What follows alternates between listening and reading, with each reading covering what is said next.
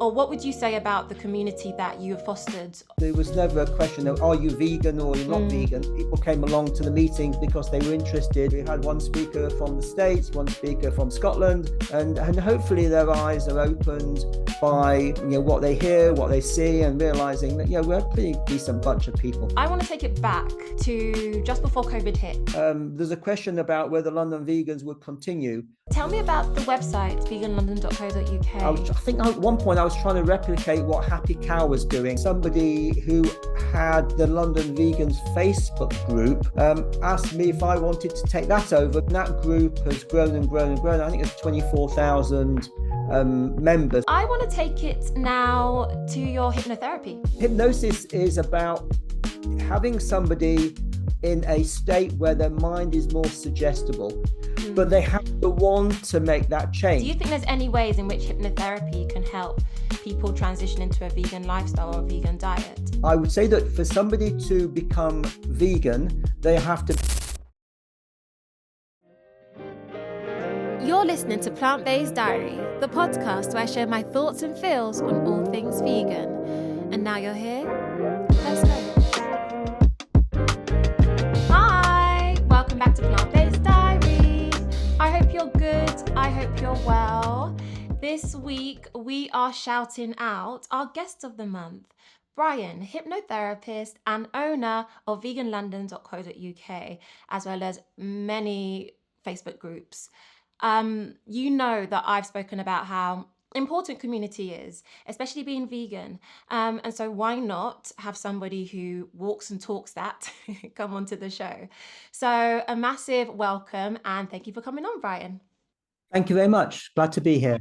Thank you. I'm going to get into it straight away. How did you become the owner of such a massive group? So I have to say a very long story. Yeah. So London Vegans, the group has been around since 1985. It's got an anniversary coming up. Once I became vegan, it was about looking for vegan groups. And London Vegans at the time was the only group that was in London. So I ended up joining London Vegans. Then at some point, we had physical meetings every month in London. We used to organise food stores, selling veggie burgers and the like at various fairs and festivals, because at that time vegan food wasn't readily available. This is like 30 years ago. Yeah, wow. I was going to ask. and then I got involved in organising the meetings, the speakers for the meetings. And then when COVID came along, I ended up taking those meetings online. Some of the organisers at the time, they sort of stepped down. So I've taken over running the online London Vegans meetings, which we do once a month, usually on the last Wednesday of the month, where we have a guest speaker. So that's sort of how the sort of short story of how I got involved with London Vegans, what I call the physical group. Mm-hmm. And then a number of years ago, somebody who had the London Vegans Facebook group asked me if I wanted to take that over because they knew I was involved with the physical group. So I said yes. And then that group has grown and grown and grown. I think it's 24,000 members. Although that's amazing. They're not all active. It'd be nice if they were. But it's a large vegan group on Facebook. That's amazing. I mean, the people that are within the group, who are they? Like you said, they're not all active. Are they people that are visiting London, or are they people that actually are from London? So there's a mixture. So there will be, on a weekly basis, there will be people posting saying, I'm coming to London, where's the best place to stay? Or I've got family with me. Is there somewhere where I can, my children will be okay eating? Or I'm staying in a particular location. Is there anything there? Or where can I get vegan food? So we get all the posts from people who are visiting. We also then get people posting some recipes. We get people posting about updates to vegan restaurants and activities and things that are happening within the London community. So there is a range of different posts that are up on the Facebook group. But I think if people are visiting London, they want to have recommendations from people who are actually in London. I know they can go on to Happy Cow and do a search there, but it's helpful having a recommendation from somebody who actually lives in that city. I 100% agree. When I travel a lot, I if there's someone that I know that's from there that is vegan, Yeah, I'll always ask them for any tips or like advice on where to go. And I agree with you in the sense that, whilst Happy Cow and there are many directories out there that do help, yeah, it's always great having somebody who's actually been there and tried it and actually that's it. knows. So yeah, it really sounds as if, the groups that you run are very community led, and really Yeah. kind of just fosters that sort of, I guess, safe space for people that are vegan. Um, how would you say, um, or what would you say about the community that you have fostered within the groups? Well, London Vegans, when it started out, I said it was 40 years ago. Yeah. So there are some members that have continued within the group. So we're a little bit older than some of the other vegan groups that have come along in subsequently. But I think there is a sense of community. I think people do want, if there are places where, or there have been places where a vegan has been like the only vegan in the community. Hmm. And I think it's helpful when a person is, particularly if you're just embracing something such as veganism, that there are other people who are doing the same as you, and that you can connect, and you can. I think it provides that support to keep your beliefs going, to keep your you don't want to be feeling as if you're isolated. It's a challenge. I mean, going back again years ago, being a vegan, if you didn't have any other people that who are vegan, it could be a challenge. I Hmm. mean, thankfully, in my situation, my partner Julie and we went vegan at the same time, and so we've been there to support each other. But there have been a lot of people who are called isolated vegans, or vegans who have not got any other vegan friends. And I think, therefore, it's important that there is a vegan community. And when it started, Facebook didn't exist. This was 40 years ago, Yeah. and it was just a case of vegans meeting up in a cafe or whatever, and joining with other vegans. But nowadays, vegan community has grown and grown and grown. Do you find that you have any, I don't want to say competition because it's not a competition, but do you find that you um, lose any people to any of the other groups, seeing as you've been around for a long time, and now Yeah. that there are, like, new ways where people can, connect, etc. Do you find that, yeah, do you find that you lose any members from that? Well, I wouldn't say particularly losing members. I would say that people have just got more choice in what they can Mm-hmm. do. So there Yeah. are lots more vegan events taking place in London. There are new groups that I said have come along over the period of time. Even I don't just say I will only attend a London Vegans event. And I said now our events, particularly now, are just online. So if you want to actually physically meet up with other vegans, then yes, it's a case of joining one of the other groups and participating in what they do. So we go to something called Geek Extravaganza, which is about vegans meeting up together to play board games. But I said that's just one example, but there are lots of other vegan events that take place in London. There was a New Year's Eve party recently that took place for vegans. Hmm. So yeah, there's lots of vegan events. London Vegans, I think, was at the start, but other groups came along subsequently. How did you go vegan? Well, it's interesting.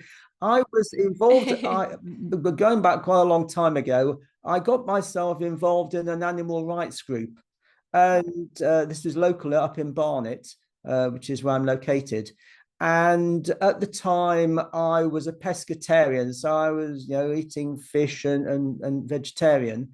And you might think, well, nowadays, if you want to be animal rights, surely you have to be vegan. But in those days, there weren't that many vegans around that I was aware of. Some of the members of the group were vegetarian, and I said I was pescatarian. And then I went vegetarian, and I met. Well, actually, when I met my partner, I went vegetarian, and then it seems most appropriate to go vegan, particularly if we're involved in animal rights events and activities. And we went to a talk actually by some people from London Vegans who were doing a cookery demonstration, and we thought, you know what, we can do that. So we made the decision. So I think I was like 3 years vegetarian, or 2 or 3 years vegetarian.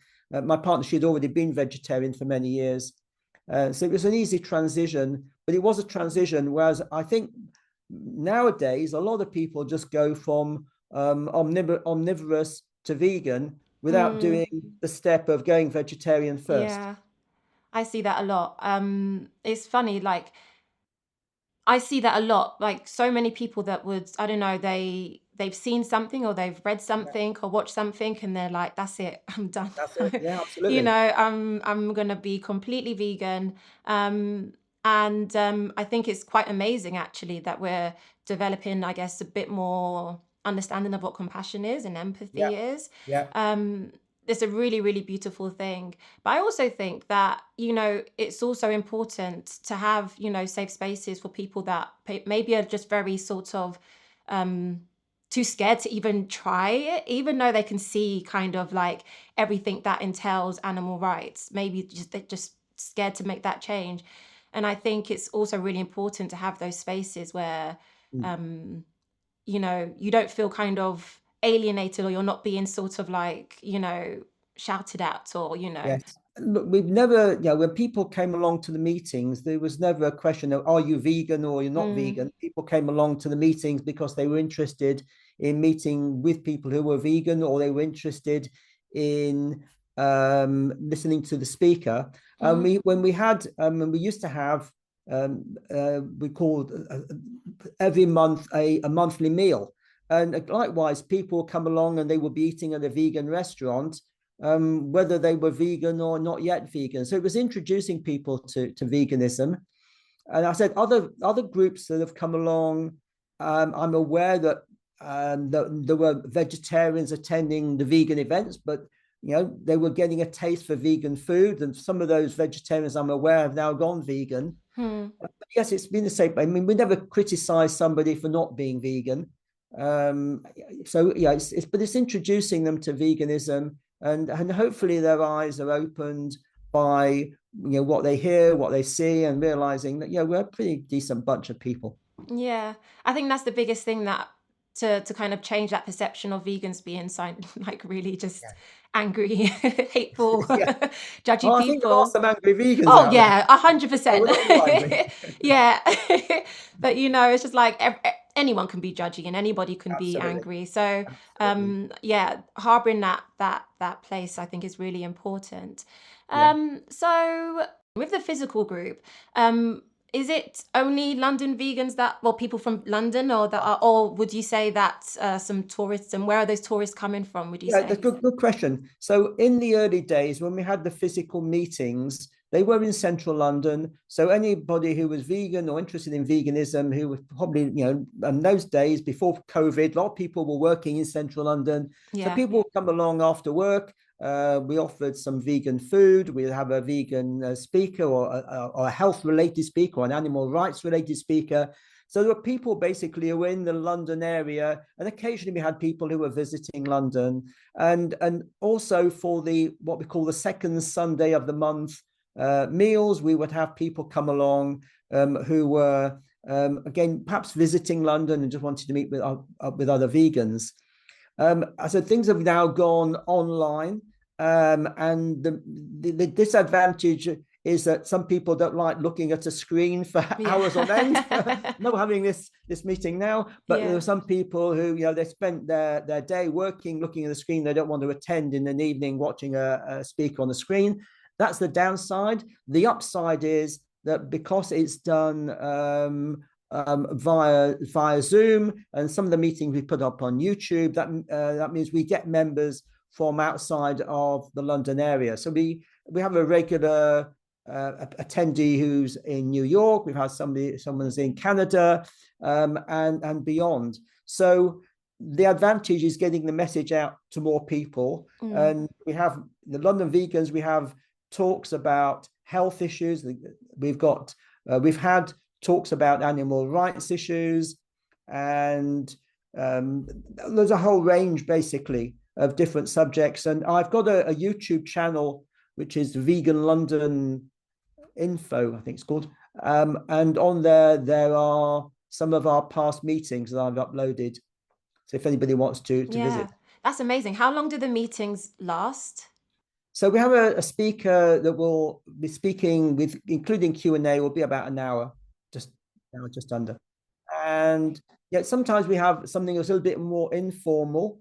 So we have some discussions on contentious vegan issues, for example, about feeding companion animals with a vegan diet, as an example.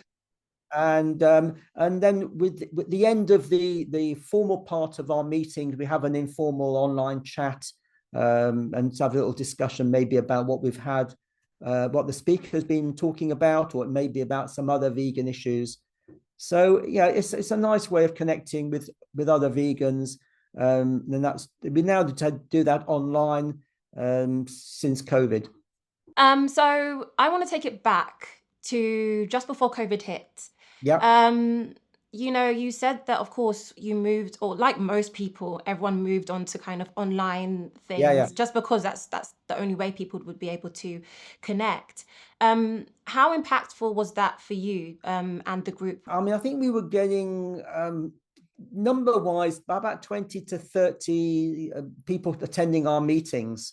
Sometimes it would be more depending on who the speaker was. Then when COVID hit, there's a question about whether London Vegans would continue. I mean, I should say that alongside the monthly meetings, I said we used to have the restaurant visits, which of course would have stopped anyway. We were doing walks, not they were run by Peter, so I don't get involved in organizing the London vegan walks, but they were taking place. Well, when COVID happened, there's a question of did anything continue? But I decided that it'd be good to take the meetings online. And the advantage of having the meetings online, apart from having a wider audience, is that we can have a broader range of speakers. So we can have speakers anywhere in the country and even overseas. We had one speaker from the States, one speaker from Scotland, for example, whereas they wouldn't have come down to London to speak to London vegans when we had our physical meetings. So it's been an advantage in a way, being able to do that. It would be great to grow the audience, because although in the physical meetings, I think some of the members were getting a little bit older, a lot of our meetings appeal to vegans of all ages and even non-vegans. Some of them are, I said, health related. Some of them can be related to animal rights. Some are environmental issues. So we have people talking about sanctuaries. There are issues which appeal to people of all ages.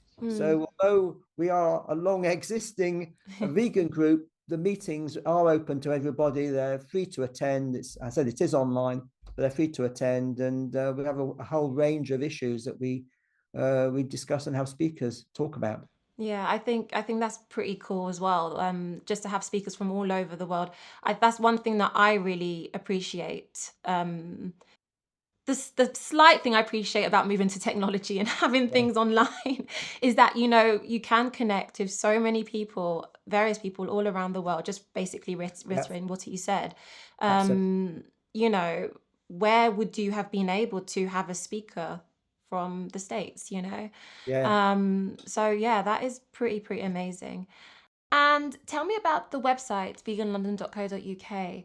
What can people find on there? And that's set up I'm going to make a note, 2003, I think. It may even be earlier. Hmm. And the reason I said that, we went along to a talk by a guy called Alex Bork, who has been the creator of Vegetarian Guides, now Vegan Guides.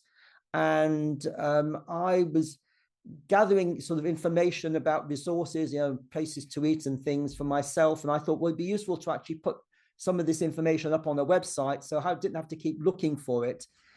So I created this website, veganlondon.co.uk, And that's evolved over a number of years. And on that website, I think at one point I was trying to replicate what Happy Cow was doing. Right. You know, it's like if you're trying to replicate what eBay's doing, you're not going to get anything like that. Yeah. So I did try and do something similar. And I had a list at one point of all the vegan restaurants that were in London. Nowadays, there's just so many of them and it keeps chopping and changing. But I do have a map, a Google map with all the vegan restaurants and vegetarian ones and that are vegan friendly, and some other restaurants listed on there as a Google map that's on my website that I do my best to keep up to date. And I also then have my recommendations. So I think it's a useful resource because what it shows on there, for example, it says best Chinese, best, where you want, if you want Korean food, if you want Japanese, these are vegan places to eat, the best place for vegan fish and chips, best place for vegan pizza, that sort of thing. So they are all listed on the website. And I think that could be a useful resource for people if they're coming to London. And also there is a page on there which does show some vegan events, but I sometimes I don't find out about vegan events until it actually happens. So I do my best to sort of keep both of those up to date as far as I can. How much time do you invest into running these groups and the page? It used to be a fair amount in terms of checking with the vegan restaurants and the like. I also with running the London Vegans Facebook group. But thankfully, I've got a good team of moderators that are helping me in terms of the London Vegans Facebook group. So there's less. We used to have times when there's some controversy and people posting things they shouldn't be posting. Thankfully, we've got a nice period at the moment where everything's running fairly smoothly. So I don't have to spend as much time in relation to that, thankfully. And so it's not. I don't have to spend too much time at the moment. It's all going fairly well. I do have to keep updating the map. Sadly, I heard a couple of vegan restaurants have closed down recently, so I need to change that. So yeah, there's that sort of thing that needs to be attended to, but it doesn't take up too much time. And I assume as well, especially with the Facebook group, the people that are within the group as well help with all these informations and updating people about what's open and shut. So that's often how I find out. So right. Because when I say we went vegan almost 40 years ago. Yeah. And I can't remember when, but then there was a vegan restaurant opened up, which that subsequently closed down. So there was a time when there was like just one vegan restaurant in the whole of London. There was some veggie ones. That's incredible. Just one vegan restaurant. Just one vegan restaurant, and that was in Lewisham. Wow. And then others opened, and so there was one Vital Organic, which should end up becoming Vantra. That's still around. There's a few others. But now there are just so many, and being able to keep track of which ones have opened up and which ones have closed down. So I find that the Facebook group is helpful in that respect, because people will post on there and that we've just opened somewhere, or something has just closed down. So from a point of view of gathering information to keep my website, Vegan London, up to date, it's helpful having the London Vegans Facebook group. Yeah. And also then reiterates just how important community is as well, because you're all helping each other. Yeah. Amazing. Well, let's take it to If You Know, You Know, and we'll be back.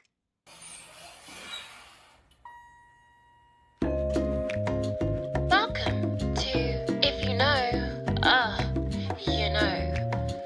What am I? I'm cool and green with a watery bite.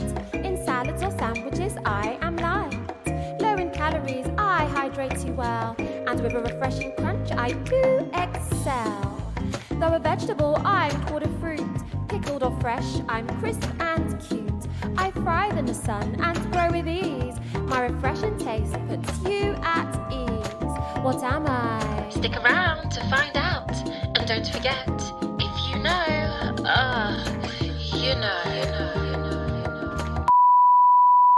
As always, I'm going to drop the answer for you at the end. So I want to take it now to your hypnotherapy. Yeah. How did you get into it? What led you down that road? So I was working as a tax advisor for a number of years, and in 1999, me and my partner went to a presentation by Paul McKenna. Some people you may know who he is, a well-known hypnotist and self-help guy. And he was talking about something called NLP, neuro-linguistic programming. And as a result of attending that, we both signed up to attend an NLP training course. And then that led me to meeting up with some people who were hypnotherapists.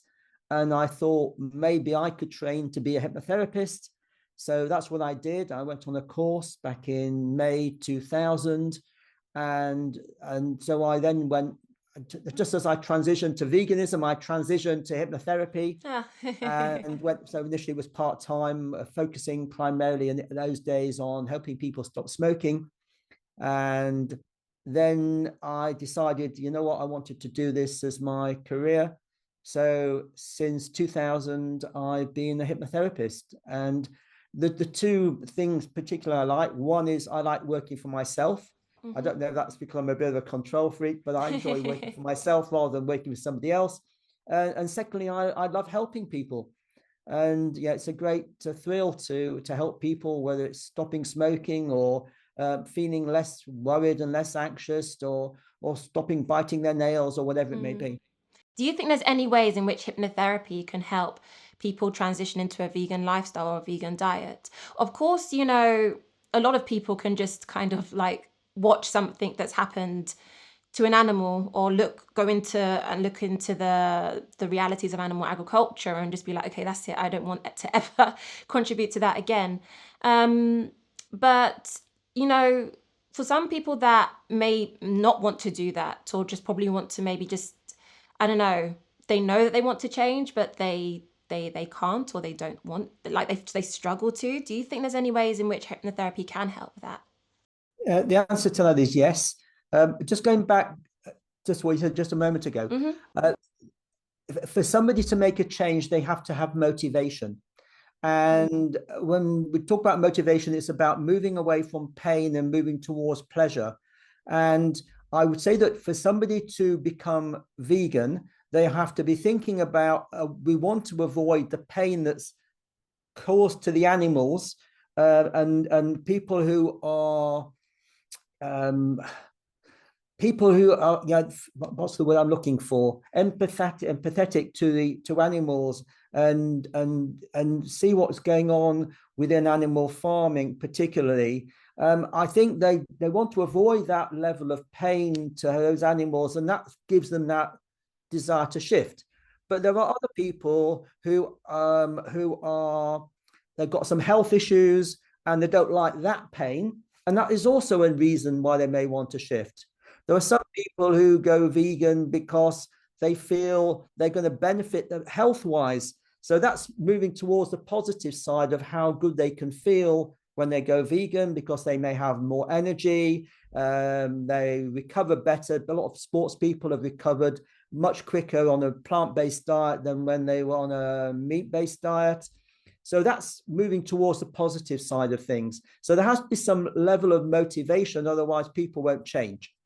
I think that's quite important, sorry, that you actually say that. You know, shifting actually our thoughts to like from trying to look at it from a positive perspective rather than the pain or the negative side of it. Yes. It's just something that I haven't thought about, but it makes a lot of sense. Yeah.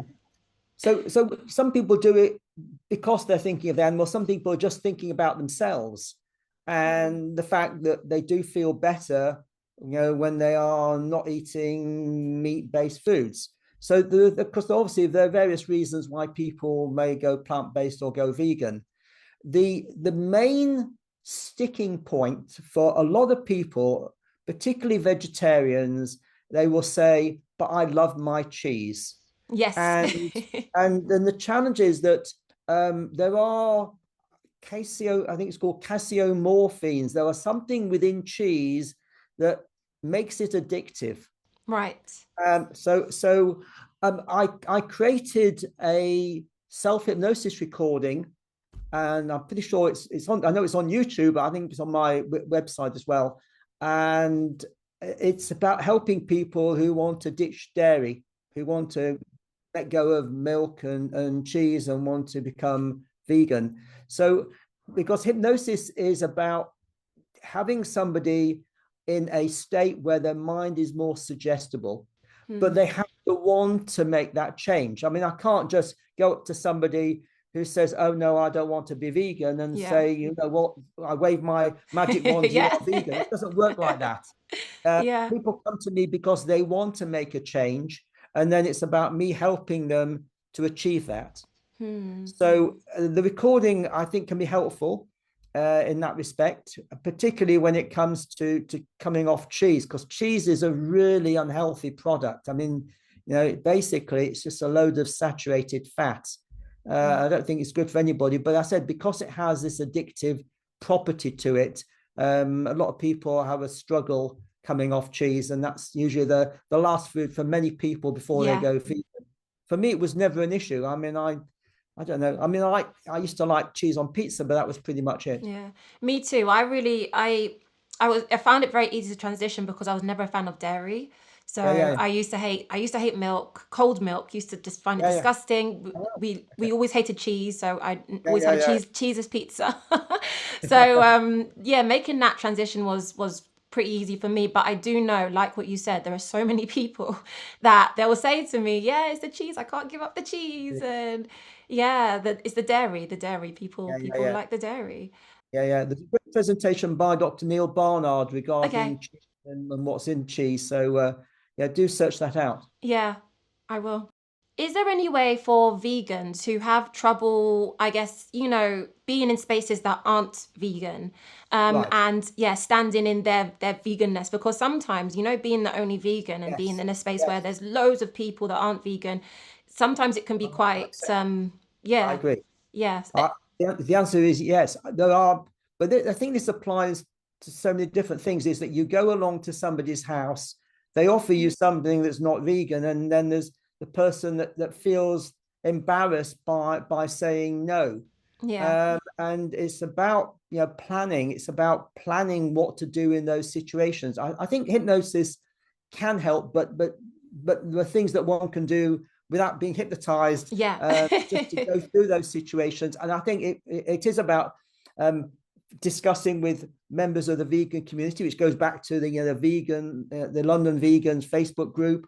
If you're saying you're going along to somebody's house and they don't know what to provide me, what to do in those situations. And if you plan it in your imagination, it's going to be much better than just turning up on the day and hoping it's going to be okay. yeah, So it's all about planning. It's similarly, if I'm going abroad somewhere, I check in advance where I'll be able to eat. yeah, I check that there's going to be vegan options. If I'm going along to an event, we went to a function not that long ago, so we tell the people in advance, we're vegan, and hopefully that they will then provide some food for us.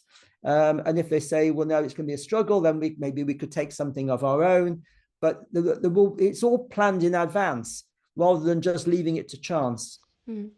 How have you found being vegan over the years? Of course, I know you said, of course, way back when it was a bit more challenging, seeing as there was like one restaurant here, Yeah.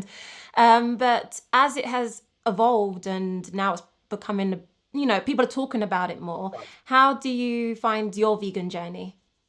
Um, I think that living in London has always been easy if you want to be vegan, because it's a capital city.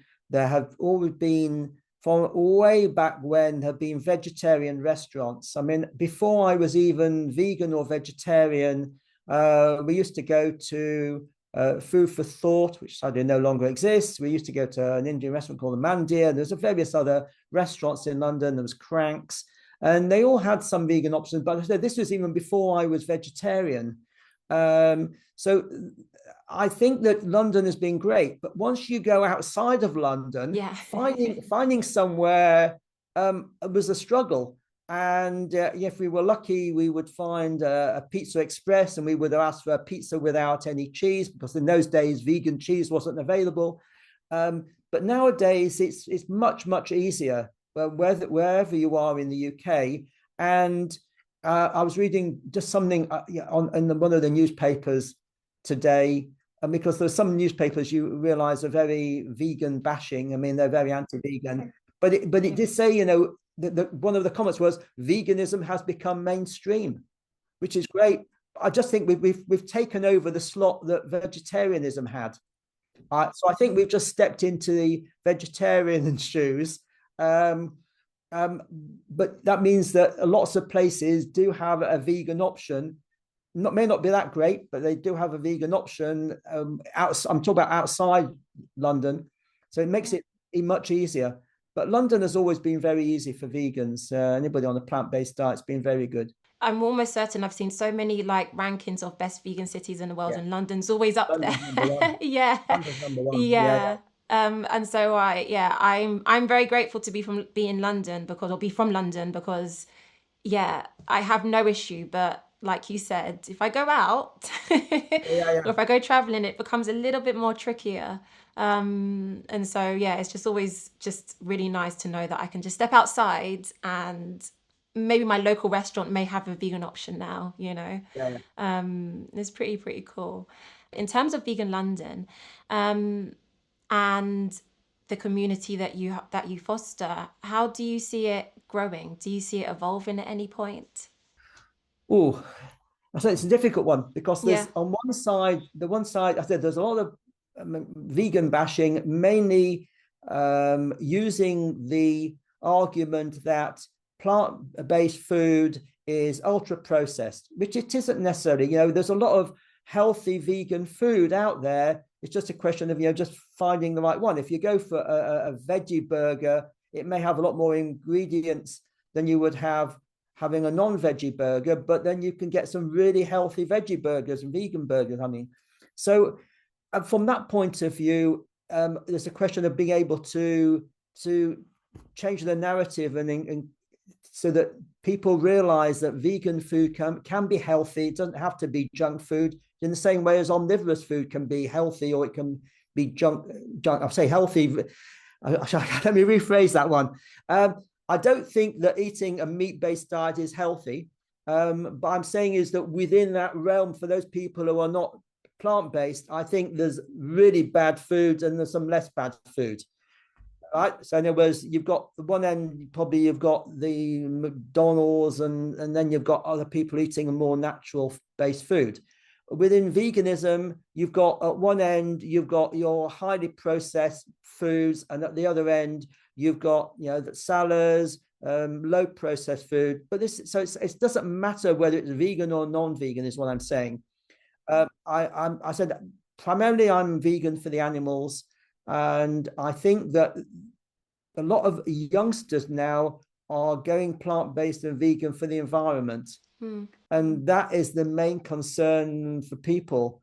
I think maybe more, and I know there's a benefit to the animals in people going vegan and plant-based, but so many more people now are interested in environmental issues.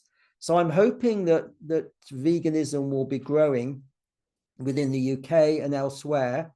I my fingers are crossed, Yeah. and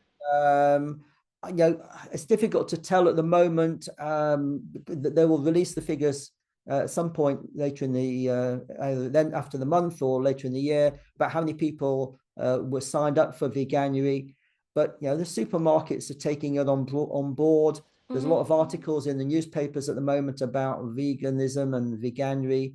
So I'm hoping that the vegan movement will grow, and that therefore the vegan London or London vegans will grow accordingly as there are more people interested in it. Their last year, Veganuary's last year, their last Yeah, report, they had 2.5 million people all around the world pledged yeah, for yeah, it, which is just so incredible. absolutely. And I think just listening to you speak, it kind of made me think about just maybe how important it is to set an example or lead by example. And I guess London doing that, seen as it being one of the most vegan friendly places, I guess we have to lead by example. And groups like yours are showing that actually, yeah, we can. And continuing to teach people and have those resources where people can actually listen to people from all around the world, have people that they can relate to, that they post their shop in the group, is such an amazing thing. And it's so encouraging for people transitioning on their vegan journey, whether they're vegan or not or whatever. So yeah, it's pretty amazing. And I think you're doing an amazing job leading. And shout out to your admin people that are helping you as well.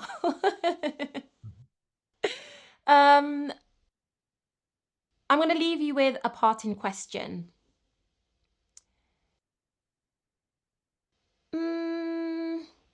If you had to live off of your favorite vegan restaurant for the rest of your life, Okay.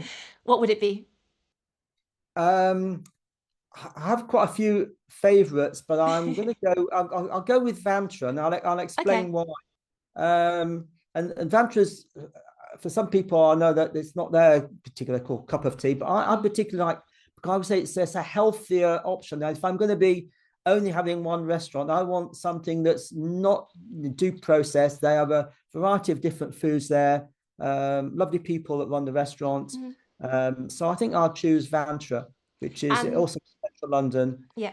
And for people that don't know what Vantra is, what sort of restaurant it is, could you explain?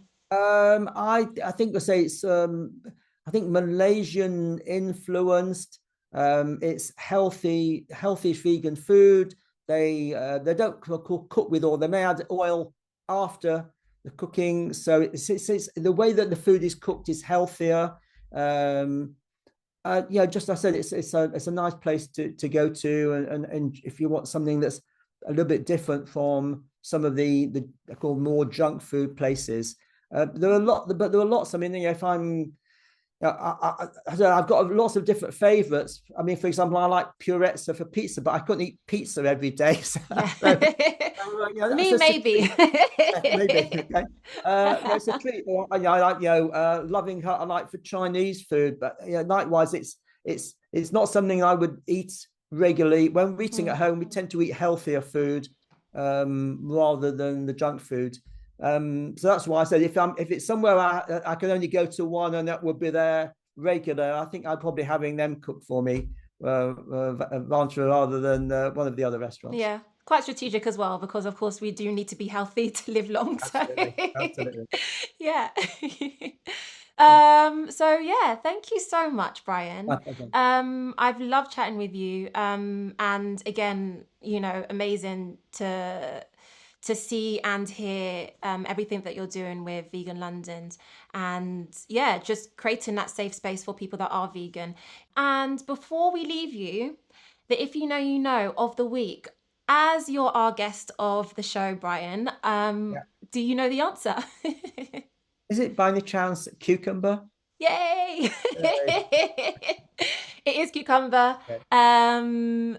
Yeah, do you know what? I'm not that much of a fan of cucumber unless it's in sandwiches. Oh, right, okay. Yeah, so I only like cucumbers in sandwiches. Yeah. The best thing. And gherkins, of course, are really nice. Yeah, there you go. Anyway, thank you so much, Brian. My pleasure. Lovely. Yep, lovely speaking to you as well. Bye-bye. Bye. Bye-bye. So there you have it. I'm going to drop all the links below so that you can give Vegan London a little follow, check out their websites. If you ever come into London and you feel a little lost, you have a space here that will help you find your vegan path. Thank you so much. Be kind, stay curious, and I'll see you next week.